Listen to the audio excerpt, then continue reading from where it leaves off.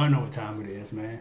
Yo, what it do? SRT gang. Get your boy with the fat SwaggyReacts, and we are back with another reaction video, man. And shouts out to that chapter. You know what I'm saying? They dropped a video for us today. And y'all know I had to go ahead and goddamn deliver for y'all, bro. Y'all know I don't let y'all down when it comes to scary hour. Y'all know that, you feel me? But today we're gonna be checking out the Sting and the Heroic of Daniel Morecambe case. I'm not probably fucked up his last name, but it's all good. I appreciate you guys checking out this video, man. So if you guys like scary content, hit that subscribe button, bro. Like, join the gang. And I'm on my way to 100K, man. So it'd be greatly appreciated. Again, subscribe to the channel, share the video on all your social medias, and most of all, hit that thumbs up button before you guys leave. Let's get this video here to, I think y'all already know, 200 to 300 likes. I mean, enough said, bro. Let's go ahead and get into it, and see what they got for us today.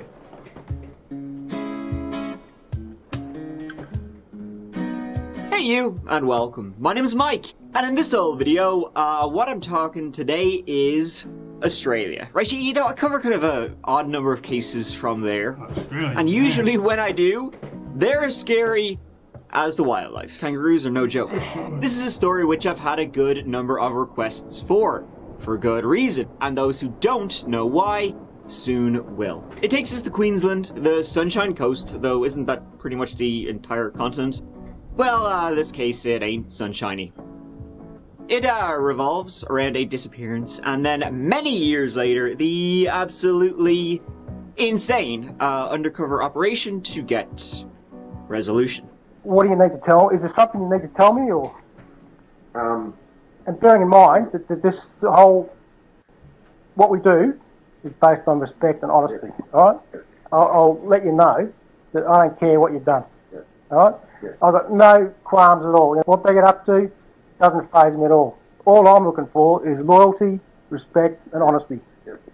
And I'll pay you back as you pay me back.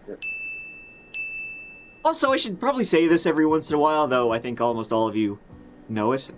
New video every Tuesday and almost every Friday, so subscribe if you want to see that. But hey, who am I to tell you what to do? So in my old videos, you know, I talk about a lot of, bad boys like myself, Pop's collar, and this one takes the cake. And by cake, I just mean the entire bakery.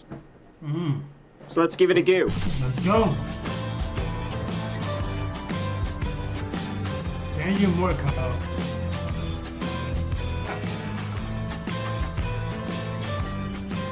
If you were to fly, you know, into this part of Australia, right, you might fly into Brisbane Airport. Beautiful. And to get to where we need to go, it'll take you about an hour and a half north. Sunny and coast, full of resorts, beautiful nature, beaches, rainforests, and if that didn't get your clock ticking, it's Australia's craft beer capital. Crikey. Looks pretty good. Better than a kick up the arse. It ranks low in all crime, but ranks high in being frickin' rad. The only problem you'd have living there is everyone else wants to visit, so it gets pretty busy in summer. But other than that, the fine folk, you know, they live a laid-back life of beers, barbecue, and bikinis, if you can believe that. And that is where Daniel Morecambe and his family lived. Daniel was born in December 1989 to parents Bruce and Denise. He had two brothers, Dean the older, Brad, actually Daniel's twin in fact. The Morecambes began living in the Sunshine Coast area, settling in Palm Woods, in the bucolic hinterland, on a small rural property in the bush might.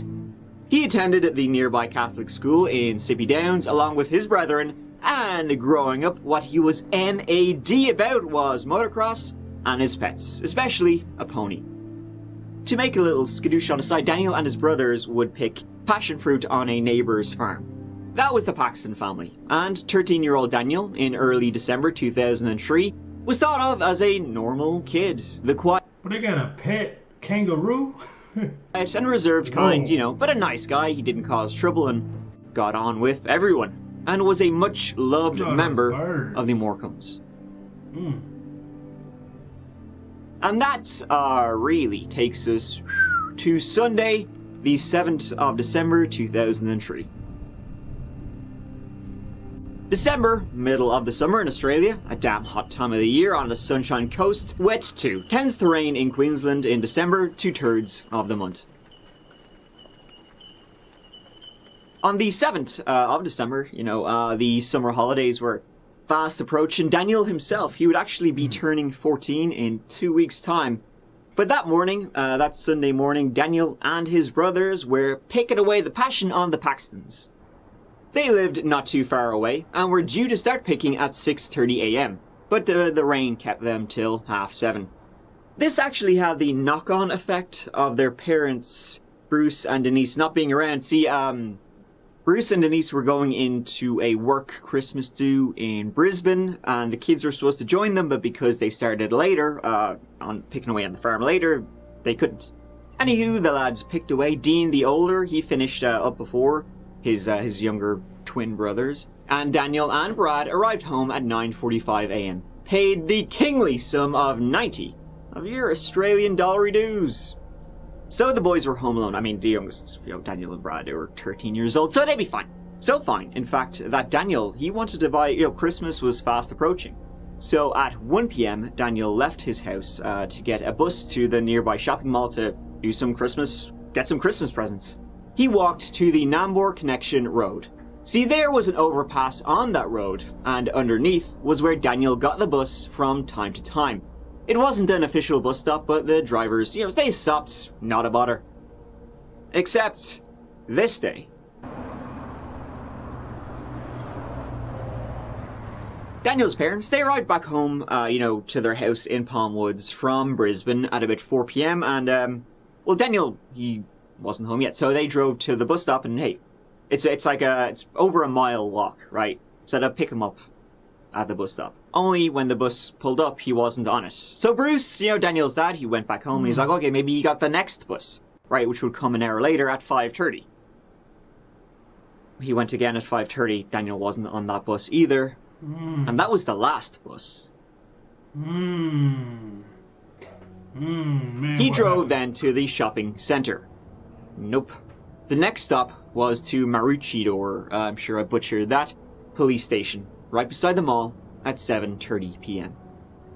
Bruce and Denise, they went to the police and were like, yeah, our son went to the shopping mall and now he's disappeared. He hasn't come home. Yeah, the police took the... That's why we don't need to let the kids go. To the stores alone, bro. Just wait till your parents get there, or just don't go alone. You know what I'm saying? Because again, those are some weird people out here in this world, and we've covered many videos of that already.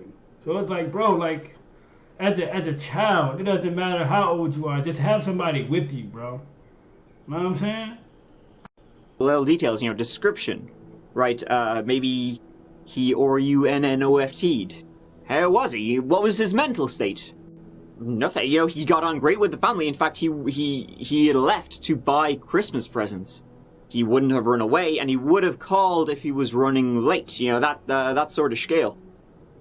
And so, the police. Well, they were. Well, just be grand, right? He's probably just off with his mates. He'll show up. Yeah, he's running late, lost track of time. No. He'll turn up. It's fine. Don't be stressing. He'll turn up. No, he won't, because Bruce and Denise had already called all of Daniel's friends, and he wasn't with them. So it was at this point that Bruce and Denise were kind of... Oh, man, bro.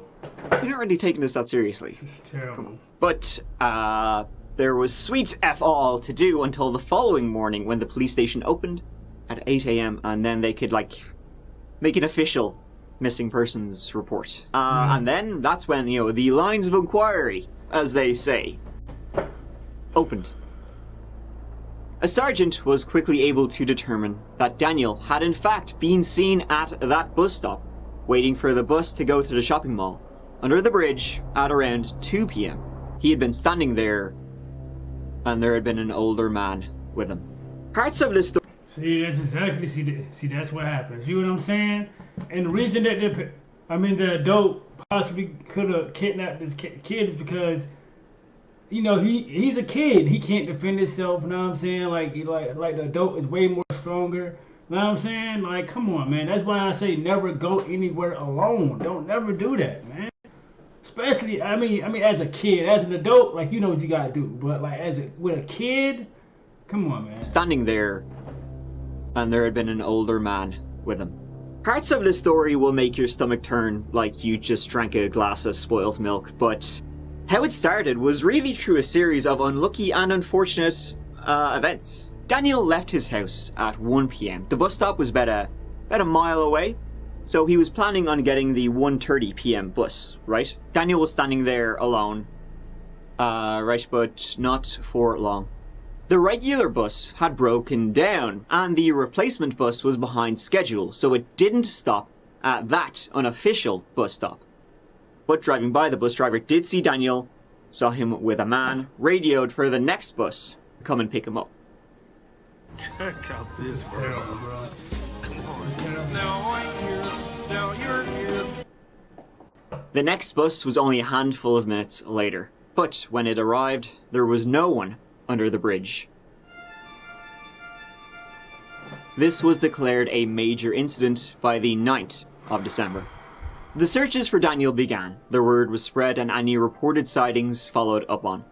Door knocks, water searches, any forensics left behind, examined.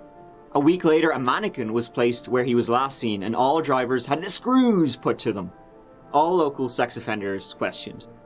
Within 3 days, over 100 police were involved in the search, and as time would go by, over 10,000 people would be interviewed. That's a lot of people. No diggity, no doubt. Crazy, That's because man. a lot of time went by. Like, years. It's now 5.5 Whoa! years since Daniel Morecambe. Whoa! 5.5 years? Whoa! What? Yo, that is 5 years, bro. Like, years. It's now 5.5 years since Daniel Morecambe was taken from the Keel Mountain Road overpass on the Bro. Sunshine Coast. 1 year after Daniel's disappearance, a memorial was held. 1,000 people attended. In 2005, the Daniel Morecambe Foundation was launched. In 2008, $1 million offered for new information relating to the disappearance. But the police were no closer to finding him. And yeah, I was about to say that. I understand that they probably like don't got no clues. Like it could have been a random type of attack, but come on, bruh. 5 years? Relating to the disappearance. But the police were no closer to finding him. Damn, boy. But suspects, they had. Damn. One boy. was a guy named Brett Cowan. He said he had even been driving that road that day. Had been to get some devil's lettuce, but they didn't. The police, they didn't have anything on him. Brett, can you just state your full name, thanks? Brett Peter Cowan, What's your date of birth, Brett? 18969. Brett, as I explained to you, we're currently investigating the disappearance of a young boy called Daniel Morecambe. He was abducted from the side of the Namville Connection Road on the 7th of the 12th, 2003. You clear on what I want to talk to you about? Yes. If you had abducted Daniel, would you tell me? Probably not. All right. No worries. We'll terminate the interview at 4:09. Another was a Douglas Jackway, a pedo who'd only been out a month before Daniel vanished. A vehicle similar to his was seen in the area. That's crazy, bro. 5 years. But there was nothing to pin down anything on either. And even Bruce and Denise would conduct their own investigations to try and find their son, but nothing.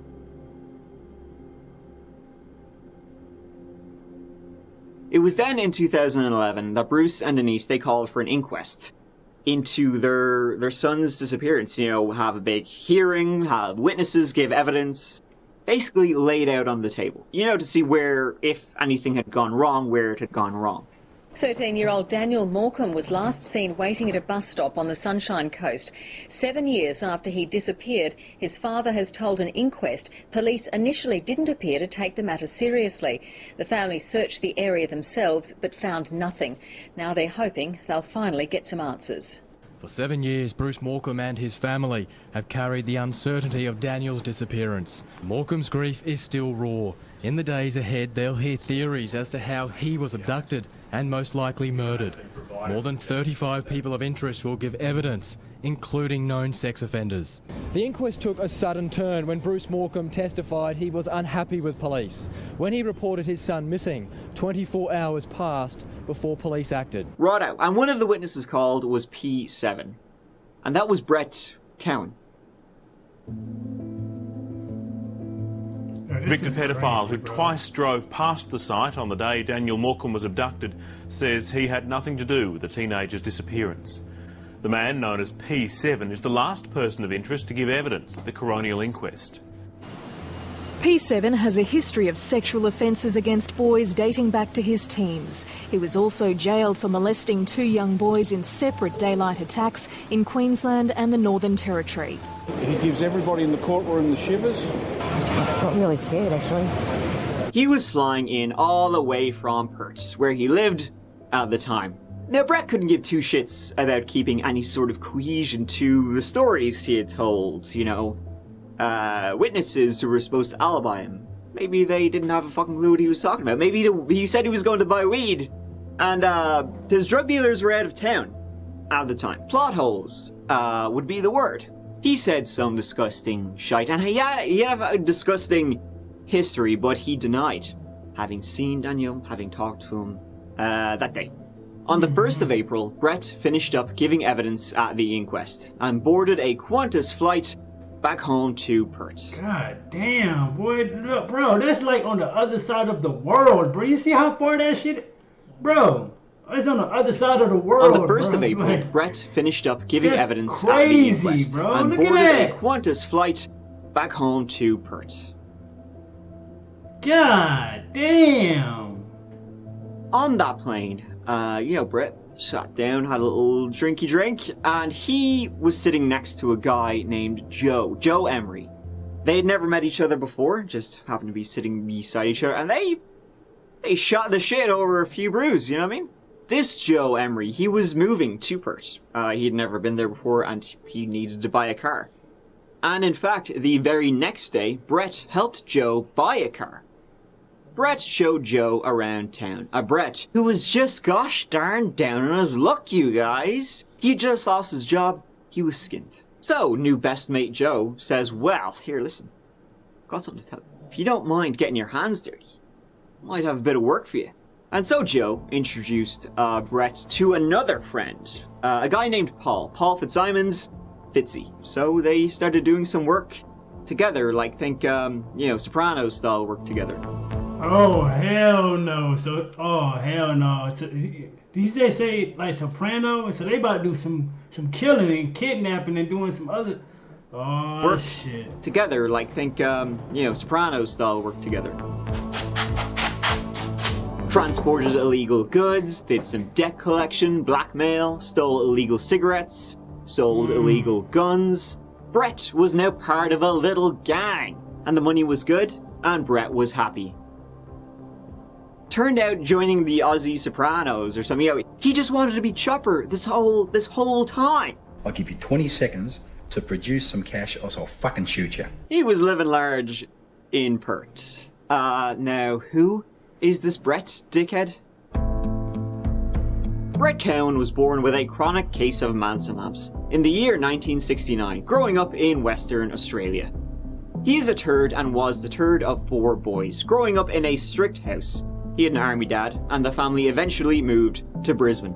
It seems growing up he played both the bully and the bullied in school, an education he didn't cross the finish line in. He was a problem and he never grew out of it. He would steal from his mother and it escalated from there. Oh man. Stealing. Oh man, so he was already doing this at a young age as far as stealing and doing all this other shit.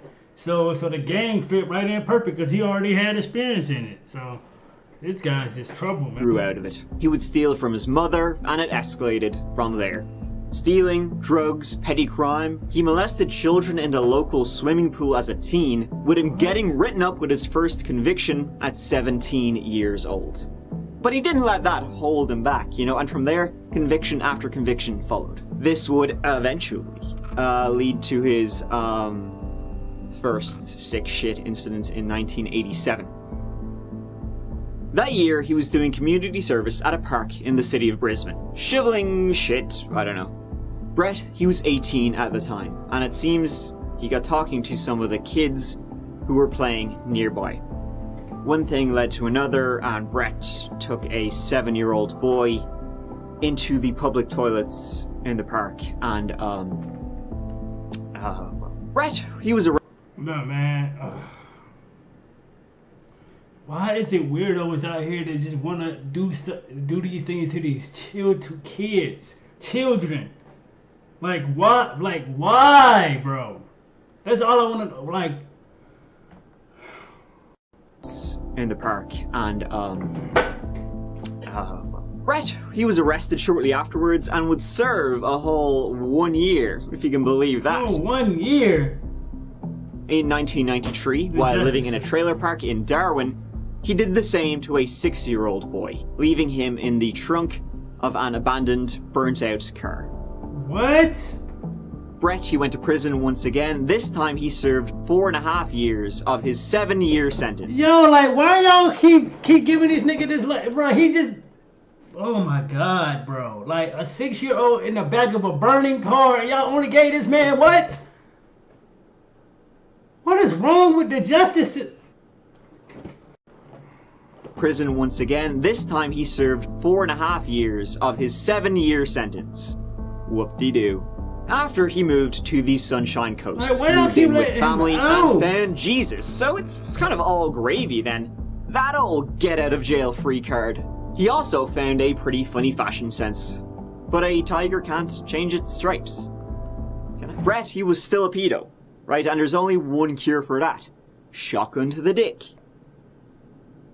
In 1999, Brett married a woman named Tracy, and together they had a son before divorcing in 2004.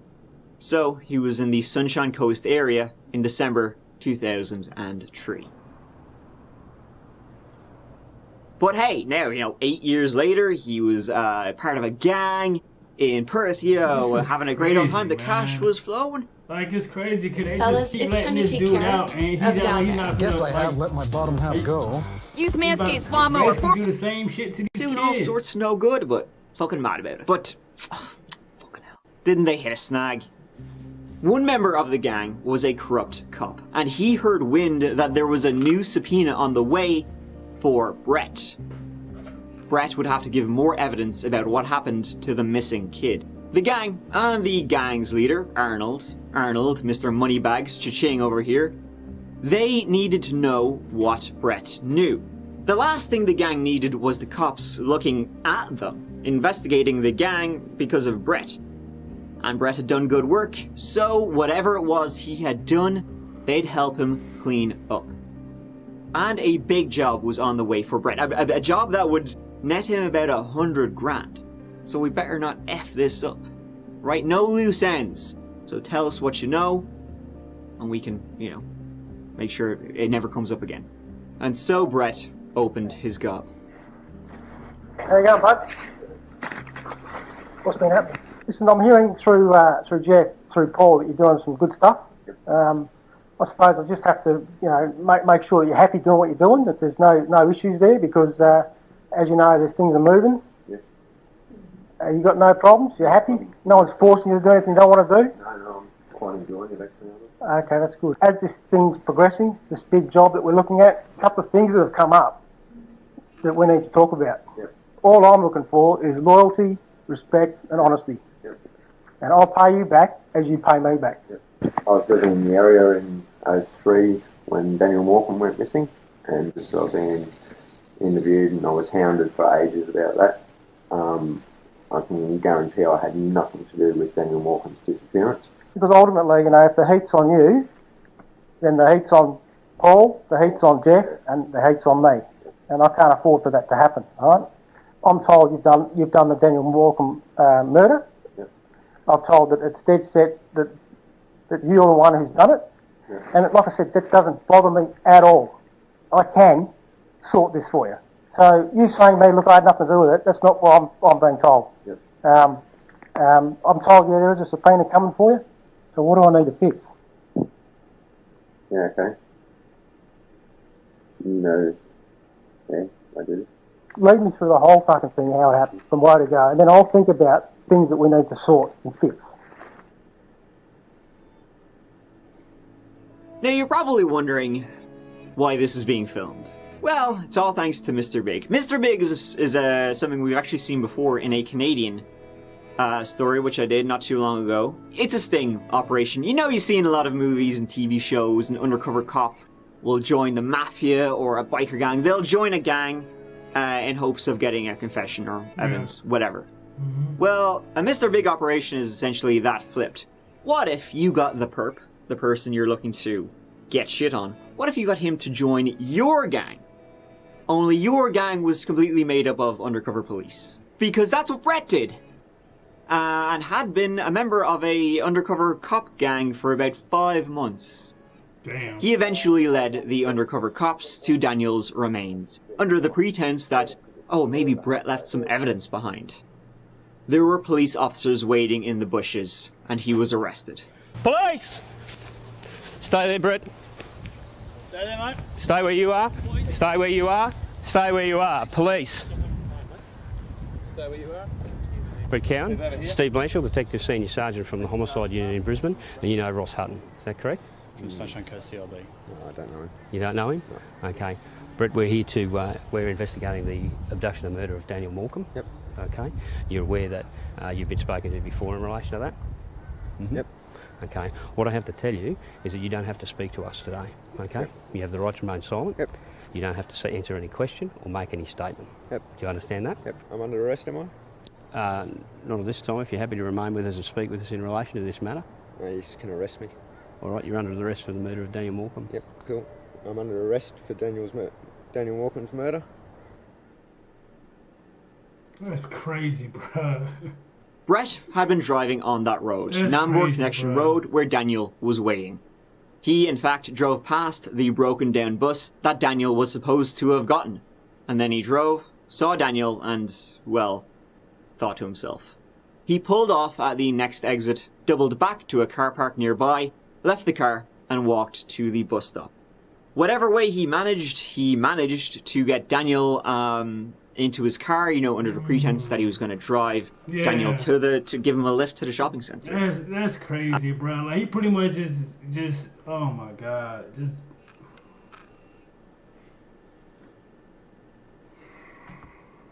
Pretense that he was going to drive Daniel to give him a lift to the shopping centre. Terrible, bro. Only instead he drove him to an abandoned building way out in the bush. Brett would say that he simply panicked and strangled Daniel. Never got to molest him or anything like that. He panicked and I panicked and grabbed him around the throat and just thought I knew he was dead. That's not what the evidence showed, and not what he said to the undercover cop, Fitzy, before. He said he took Daniel to an abandoned building, had some, quote, man fun, unquote, and then, well, no witnesses. So he killed Daniel Morecambe. But this shit pisses me off, bro. We wish to advise that a short time ago, a 41-year-old man was charged with a number of offences relating to the disappearance of Daniel Morecambe at Woombai on the 7th of December 2003. The charges preferred are murder, deprivation of liberty, child stealing, indecent treatment of a child under 16, and interfering with a corpse. Police investigating the murder of Daniel Morecambe say their search of bushland on the Sunshine Coast could continue for weeks. Searching for the remains of Daniel Morecambe has resumed at Beerwar. Bad weather has kept police and SES away since Monday. More bones have been found at the site where authorities have been searching for Daniel Morecambe's remains on the Sunshine Coast. The latest discovery is just part of an ongoing wait for the Morecambes to bury their son with dignity. At the end of the day, if bones are found, they still have to be forensically tested. It's not as though that it's something that we can hold and prepare a funeral for. That is still many months away. The bones and shoes will be forensically tested, and it could take several weeks to determine whether they belong to the missing teenager. Police today confirmed what everyone had feared. Bones found at a search site on the Sunshine Coast belong to missing teenager Daniel Morecambe. Thankfully, Daniel had finally been found and returned to his family. Brett Cowan went on trial in February 2014. He pleaded not guilty. He was found guilty on all charges 1 month later. He was sentenced to life in prison with a minimum non-parole period of 20 years. And, bro, let's not forget how long it took these guys to really figure all this shit out. It took them damn near, I want to say 6 to something years, bro. We got to do better, bro. Like, and I understand that, it was like, you know, like lack of evidence, this, that, and the third, bro. It's like, well, come on, man. Like, the family just went through torture for the amount of years. Know what I'm saying? Like, oh, man. In prison with a minimum non-parole period of 20 years. This is crazy to me, bro. And so, ends the story, the disappearance of Daniel Morecambe. Pretty tragic, pretty disturbing, pretty horrific, whatever adjective you want to throw in there. It's all of them. But Brett Cowan was an unbelievable monster. It's pretty satisfying, though, that he thought he was, you know, hot shit as a gang member, and it turned out he was just shit. Gotta applaud the undercover cops there. Must have been sickening. But, ladies and gentlemen, they got him. His parents went through what can only be described as hell for almost 10 years. That's what I'm saying. But Daniel's memory lives on in the Daniel Morecambe Foundation. That's crazy, man. But, like, again... And one more thing is that Brady over here, he had a pretty tough time in prison, if you can believe that. In 2017, he had boiling water poured over him by another inmate. I'm not advocating violence, you know, over here. But he deserved it. What do you mean? I think we can let that one slide. Exactly. Yes, we can definitely let that slide because he deserved it, bro. Because look, I have no sympathy for you, bro. Know what I'm saying? You didn't have no sympathy for that child or what you did to him, bro. So whatever happens to you in prison, you deserve it. I really, man, look, bro. If you ask Thank me, you so much for watching. Hey, man, but I appreciate you guys checking out this video, man. Like, shouts out to that chapter, bro. Come on now. Tell me how you guys feel about this video here. I'm in the comment section right now. Tell me how you guys feel about this. You guys feel like he got what he deserved? You guys feel like he should have got the death penalty? Like, let me know down in the comment section, bro, because this was crazy, bro. Because the family went through straight hell for damn near 10 years, bro, trying to figure out, like, who did it and why. You know what I'm saying? And crazy story, bro. Shout out to that chapter, man. Again, like, share, comment, subscribe. Let's get this video to 200 likes. Y'all already know what time it is, man. I'm gonna spin the block once again, man. And SRT gang, I am out this thing, man. Let's get it.